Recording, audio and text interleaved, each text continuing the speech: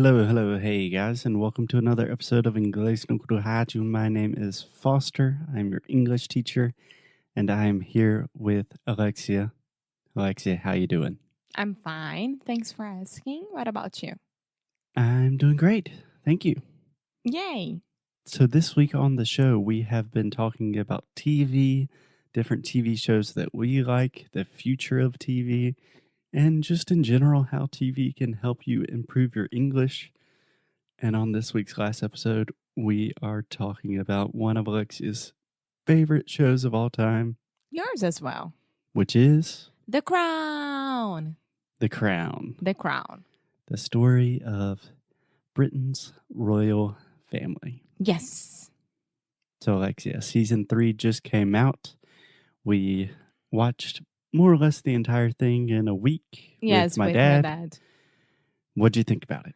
I loved it. It's really different from the first 2 seasons. Mm-hmm. They changed the cast, the entire cast. And I do think that Olivia Colman as the queen is amazing. She's doing a great job with that. Mm-hmm. And I already know that the season 4. The 4th season. I know, but Don't try to avoid those THs. Just embrace them. The 4th season will be with her again as well. Okay. Yes. And this time during season 3, the 3rd season, There we go. it was a little bit more intense or dense. I mean, You could say heavy. not heavy because I feel like the history of the royal family is always heavy. You know, like a lot of things going on every single time, every single year. Sure. But it was a little bit more, how can I say, not changing that much. You know, how can I say this? I don't know exactly what you're trying to explain, but I think I understand the sentiment. So in this season, they changed cast. They changed all the characters because this season took place farther into the history of the royal crown. So they had to get actors and actresses that were older. They didn't change the characters. The characters remain the same. I'm talking about the actors, yeah. Yeah. So yeah, with age, things tend to slow down a little bit, perhaps get a little bit more serious. I think I understand what you're saying. Yeah. But I love it. Even though I know that it's a show and it's a romantic view of the royal family and etc., I simply love it. I think it's amazing and it's so well made and it's so well written. Yeah, the production value is out the roof, which Yeah. means it's very, very good. Netflix obviously spent a lot of money on this show, and you can tell the production is awesome. The cinematography is beautiful, and it's just a delight to watch. Doesn't matter if you're interested in the royal crown or Great Britain, it's fascinating. It's history. Yeah. So, Alexia, most of this takes place in Great Britain, but one of the things I love about The Crown, first of all, the British accent is fantastic. But in this season, they also had a few episodes in the United States when Princess Margaret visited the US. And they also have a What's few. the name of the president again? That was LBJ, Lyndon Johnson, Yeah. who's from Texas and has kind of a ridiculous Texan accent. I don't know how accurate that is. To be honest, I think that as a show with all British actors, I think that when you put an American from Texas, of course his accent will vai sobressair, you know? Yeah, it will really stand out. Yeah. Yeah, I do think it was perhaps a little bit exaggerated, but I don't know. LBJ was not president when I was alive, so I'm not exactly sure the way he really sounded in real life. But in addition to British and American accents, a few episodes also took place in Wales. Wales. So you had a lot of exposure to the Welsh accent and even the Welsh language. Yes, which is impossible to understand. I mean, if you don't speak Welsh, yeah. Of course. I mean, I have a student from Wales, and when he speaks to me in English, of course, I can understand everything, but he's already with a British accent and not the Welsh accent Hmm. when speaking English. Because I was so proud of myself when The Crown finished, and I was like, okay, I can understand 85-90% of this show. Even with all of the different accents happening? Yes. And do you find one accent to be easier than the others?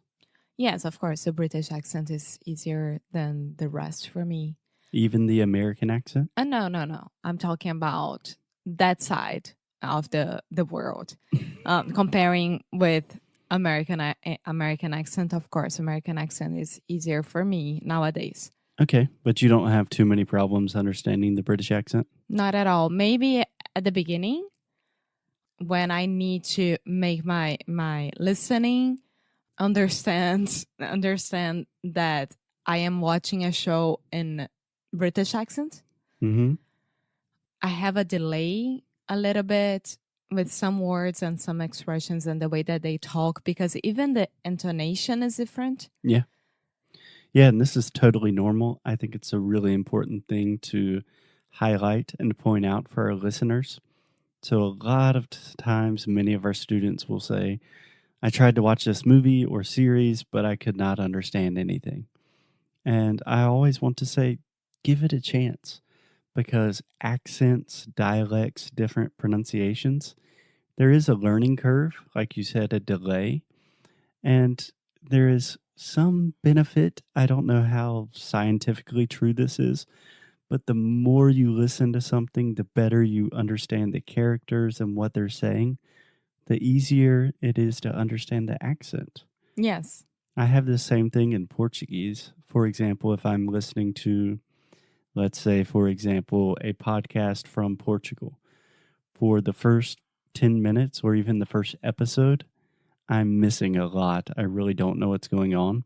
But if I listen to the same people talking for a couple of hours, by the third or fourth episode, it sounds totally normal to me. Yes, that's what happened to me.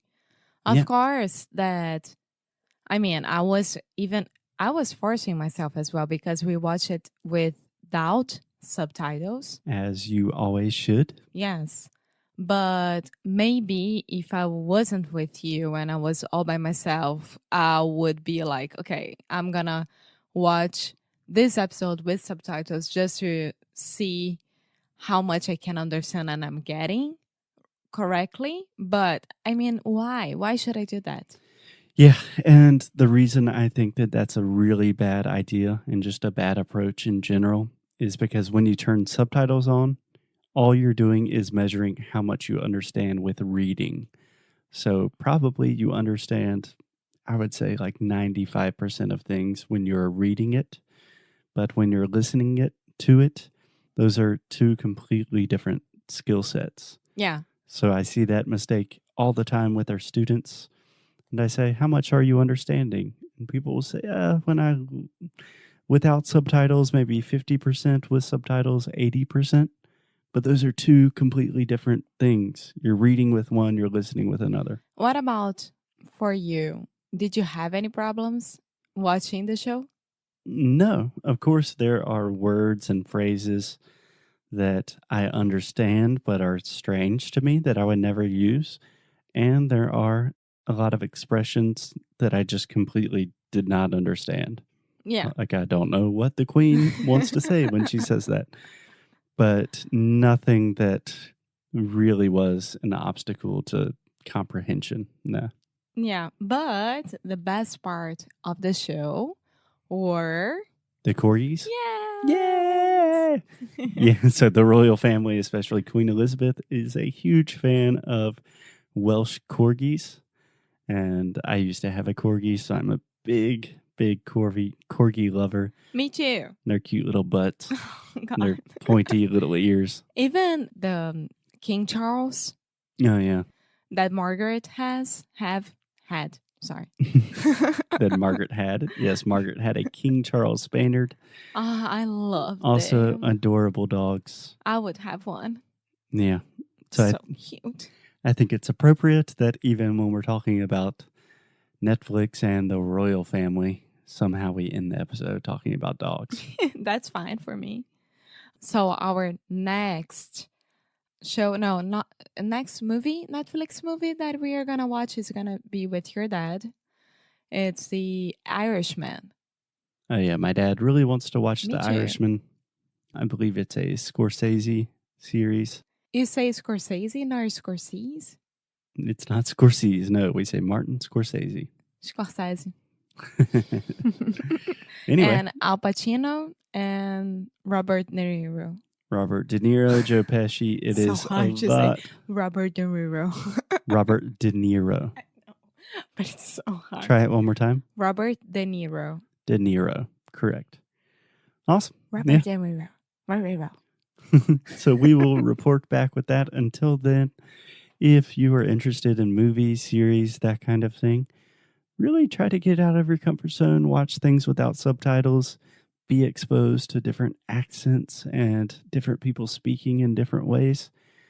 And I think you'll be pleasantly surprised with how much you can understand if you have a little bit of patience. Yes, and please go watch The Crown because it's amazing and it's amazing. It's amazing. You heard it here first. So we will talk to you guys tomorrow. Bye. Bye-bye.